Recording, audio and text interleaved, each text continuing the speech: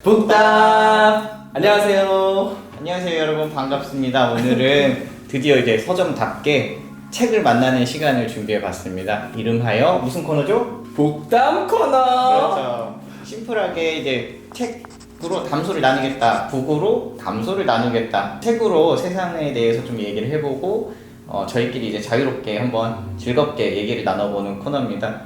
책에 대해서 추천 내용도 있지만 스포일러는 가급적 하지 않도록 주의를 해보도록 하겠습니다. 스포노노. 그렇죠. 자, 오늘의 첫 책, 저희가 어떤 책을 준비했냐면 미안해 스이카예요. 요즘에 가장 화제되는 이슈 어떤 게 있을까요? 요즘에 아이유? 요즘에 가장 핫한 주제, 멈춰! 멈춰! 폭력 멈춰! 폭력 멈춰! 학폭입니다. 학폭. 그래서 저희가 이번에 미안해 스이카 준비해봤는데요. 지금 요즘에 스포츠, 연예계, 말할 것도 없이 많은 곳에서 학교 폭력에 대해서 이야기가 참 많이 나오고 있어요. 근데 맞아요. 그 과정 속에서 이제 이 책으로 한번 저희가 이야기를 나눠보면서 우리가 어떤 모습으로 학교 폭력을 마주해야 할지 한번 이야기 나눠보겠습니다. 미야네 스이카 저자는 하야시 미키이고요. 책 자체는 놀이라는 출판사에서 나왔고, 이게 표지가 한번 개정이 된 거예요. 그래서 이전에 표지가 있는데 이쁘게 표지가 개정이 돼서 새로 나온 개정판입니다. 이 책 같은 경우는 저자가 14살에 쓴 책이에요. 14살에 자신이 겪은 학교 폭력을 바탕으로 쓴 책이고. 14살에 뭐 하셨나요? 저 닭꼬치 닭꼬치. 저는 피카츄. 아무튼 이제 이런 걸 했었는데 여기 잠깐 대단하게도 14살에 이 작품을 내서 상을 받았습니다. 상을 받았고, 책은 청소년 책이고요. 청소년 책인데 청소년이 썼어요. 되게 인상적이죠. 한번 이 책 처음 펼치면서 어떠셨어요? 책 펼치면서 약간 무슨 독립영화 한 편을 보는 그런 느낌이었어요. 그렇죠. 네, 그 장면들이 하나하나 묘사가 잘 되고, 그리고 이제 스이카라는 인물을 중심으로 그 심리나 아니면 그 표정 아니면 그 주위 교실 풍경 막 이런 분위기들이 굉장히 생생하게 묘사를 했습니다. 게다가 이 14살 때 썼던 책이잖아요. 그러니까 그렇죠. 그 14살의 그 심정으로 굉장히 많은 것들이 생생하게 담겨 있다 보니까 저희가 읽으면서 많은 부분들이 이제 공감이 되고, 마치 내가 스이카가 된 것처럼 몰입해서 읽을 수 있었어요. 네. 맞아요.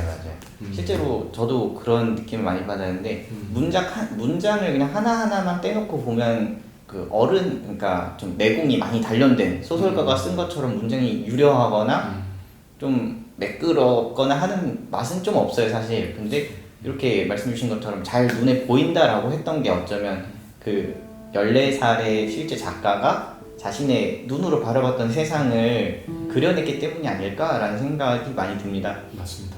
실제로 스이카 같은 경우는 그 작가 하야시 미키가 자신이 실제로 당했던 학교 폭력을 바탕으로 썼던 책이기 때문에 그런 게 되게 눈에 생생하게 와닿았던 게 아닌가 싶어요. 특히 어떤 장면이 기억에 좀 남으세요? 저는 이게 초반 장면에 나오는데 스이카의 책상에 아이들이 흰 국화꽃을 보죠. 그렇죠. 와, 전 진짜 상상도 못했어요.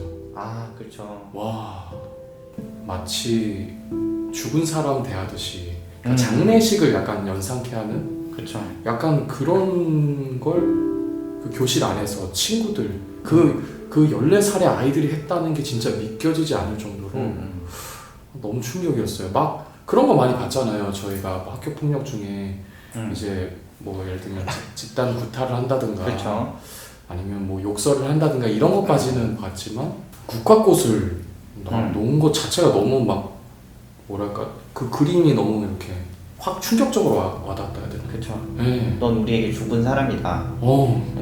굉장히 충격적인 장면이었어요. 네, 진짜. 그러니까 어른들이 쓰는 표현에 의하면 사회적 죽음을 그렇게 장난으로, 그러니까 너는 우리한테 죽은 사람이라는 거를 그렇게 표현을 하는구나 해서 마음 한 구석이 굉장히 안 좋았던 장면이었죠.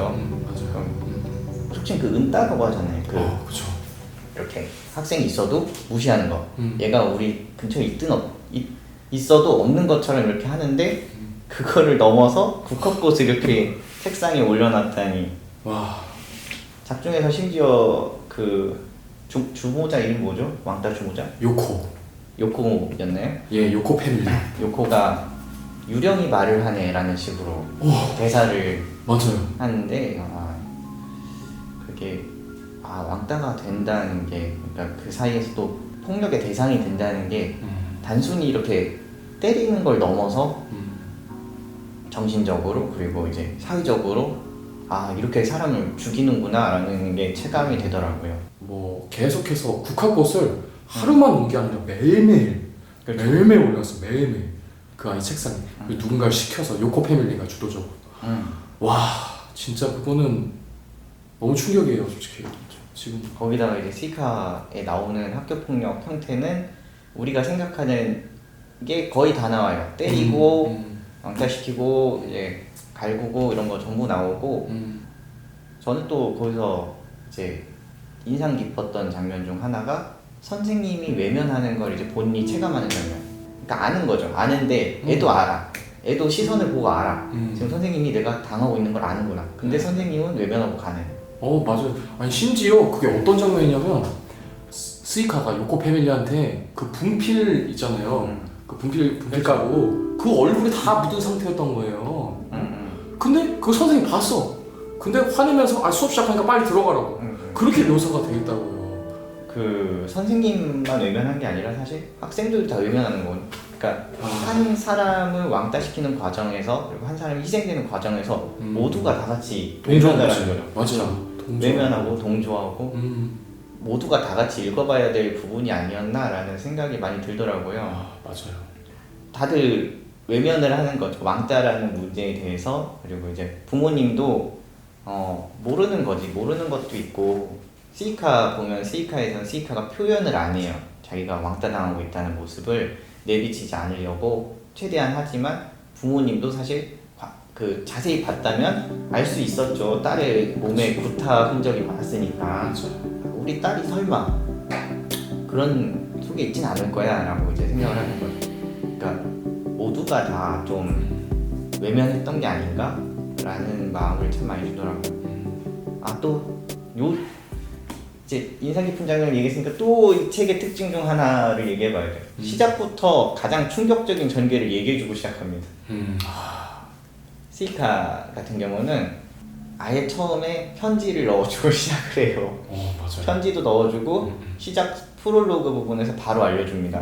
시이카가 몸을 던졌다는 사실을 알려주고 시작을 해요. 사실 어쩌면 되게 현실적인 스타트이기도 하고 그 어떤 시이카가 왕따를 당하는 과정에서의 분노나 슬픔 그리고 사실 이게 번지잖아요. 유리에라는 후에 자기의 가장 소중한 친구한테 자신의 왕따가 번질 것을 되게 걱정을 하거든요. 자신 때문에 피해가 갈까봐. 맞아요. 그런 걱정까지 담아서 결국은 그런 게 또 되게 인상 깊었어요. 요 전개에 대해 어떻게 생각하세요? 사실 청소년 소설에서 이런 전개는 흔치 않나요? 그쵸. 청소년 소설에서는 대체로 조금 그래도 긍정적인 내용으로 가는데 그쵸. 시이카 같은 경우는 약간 금기라고 하더라고요. 요게 맞아요. 그런 전개가 금기였대요. 근데 그걸 과감히 깼던 거죠. 그렇죠. 이 부분에 대해서 또 어떻게 보십니까? 저는 되게 흥미로웠어요. 흥미로웠고 사실 이게 또 2008년에 또 초판됐다는 걸 또 감안해 보면 더 흥미로운 것 같아요. 그러니까 그 당시에는 오히려 그런 학교 폭력의 문제에 대해서는 아니면 이런 문제에 대해서 이런 식으로 적나라하게 다루진 않았을 거란 말이죠. 참 처음부터 자살하는 어쨌든 몸을 던지는 그 장면을 직접 서술한 걸 보니까 뭔가 더 관심이 가게 되고 장면에 대해서 궁금하게 되는. 그렇죠. 저는 그렇게 되는 것 같아요. 그런 느낌이었던 것 같아요. 오히려 그렇기 때문에 이렇게 갔기 때문에 더 인상 깊게 읽을 수 있지 않았나? 더 뭐라 해야 될까요? 몰입이 되죠. 맞아요. 사실 앞에서 알려주기 시작하면 몰입 안 될 수도 있는데 이게 비극으로 가는 그 과정을 알면서도 보게 되는 힘이 있어요. 그렇죠. 맞아요. 실제로 미야네 스이카 같은 경우 원제가 이지메 14세로 그 노조노 네. 노 메시지거든요. 이지메가 그 왕따 당하는 거니까 왕따 14세 소녀의 메시지라는 거예요. 딱 그거죠. 그 실제 작가도 14살이었고 당시 왕따 당하는 그 사람이 보여주는 메시지. 근데 이게 어떤 부분에서 또 의미가 있냐면 첫 부분이랑 끝 부분에서 그 쪽지인가 편지 들어있잖아요. 맞아요. 그러니까 편지가 들어있어요. 그거는 또 대상이 왕따 당하고 있는 사람이에요. 맞아요.